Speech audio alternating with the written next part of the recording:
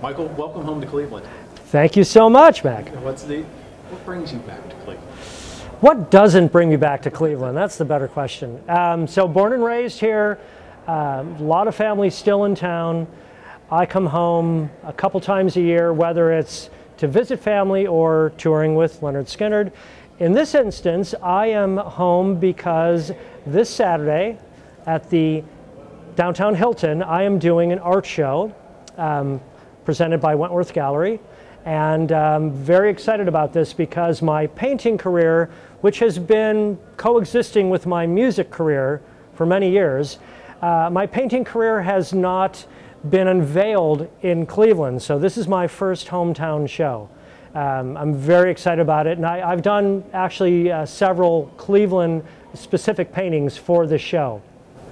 And what made you trade, say, the boom of the drums for the brushes on the canvas? Well, you know, they really have been a perfect balance because as a child, I was drumming and painting. So for my life, I've been doing both simultaneously. It really is two halves of a whole. So at any given time, on any given day, I'm a drummer who paints or a painter who drums. It really depends on when we talk. With the busy touring schedule, because you're on the road quite a bit with Lynyrd Skynyrd, how do you find time to paint? You know, I learned a few years ago, because we have a fair amount of free time while the band is on tour, if I were to carry art supplies with me, I could paint in my hotel room. So I've been doing that for the past probably 7 or 8 years. And there are at least probably 20 paintings that are going to be in the show Saturday that were painted sitting in a hotel room in any town, USA. Where do you get your inspiration for the artwork? The inspiration for the artwork, I never really know where it's going to present itself. I always have a camera with me. I'm always keeping my eyes open. And if I see something that looks like it could be a painting, I'll just take a photo and store it away. And then I'll go through those photos every now and then and see whatever inspires me at the moment. You have a lot of hometown pride in your artwork, a lot of Cleveland themes. Talk about your love for your home. Well, Cleveland is my home. Born and raised here. I did move away when I was 22, but even though I wasn't living in Cleveland, I was still in my heart a Clevelander and always will be. I have a very strong family support that's here in town, and I've never lost that connection with my home. And consequently, when it came time to do this show, I knew I wanted to do some Cleveland-specific paintings that reflected that I am a native. And some of the things I chose are nostalgic, you know, glimpses back to my childhood that I think a lot of people will have, you know, very fond memories for when they see these paintings. What are some of your favorite nostalgic pieces that you've done that Clevelanders will recognize? Probably one of my favorite nostalgic paintings is the one of Captain Frank's. So Captain Frank's was a legendary seafood restaurant that was just a few blocks away from where we are right now. And it just had this great sign. And they tore the restaurant down in '94, but I did find some old photographs of the sign, so I painted the sign from Captain Frank's. And I think the people that walk into the show Saturday and see that will have a nice laugh when they see it, because it's such a classic, kind of Americana. You know, it's a kind of restaurant sign that you could almost find anywhere, but this one just happened to be hometown. Talk about your latest series. The latest series, which is really what we're featuring in this show, I call it Pixelism.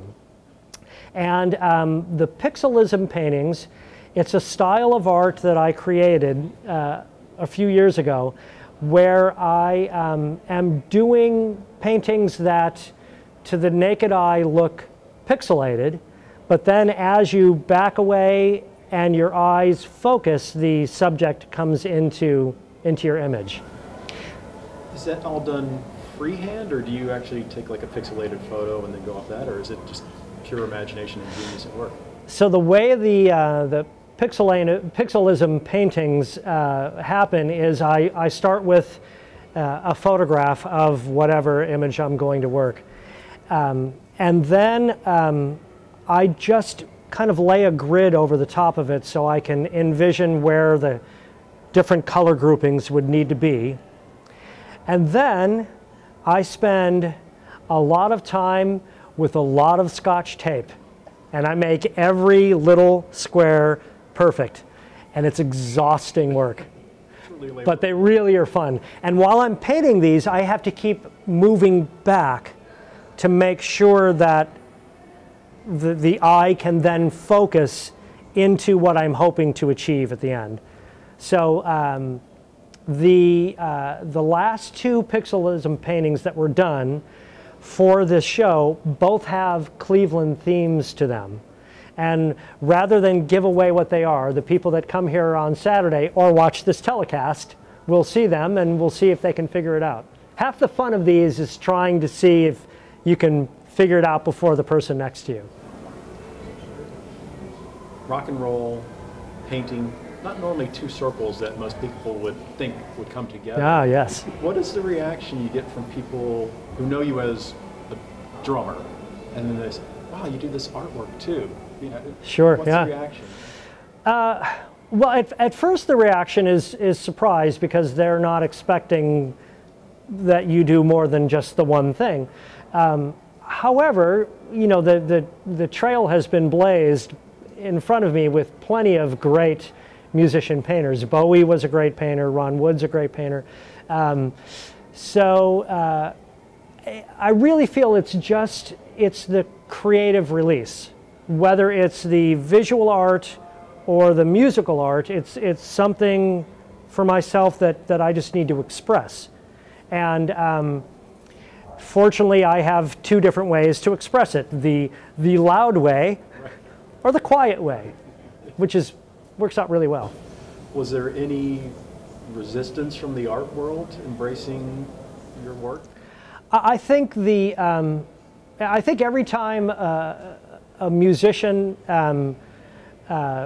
throws his hat into the ring of the art world, that there's always maybe a moment of hesitation where they want to see, well, is the work valid?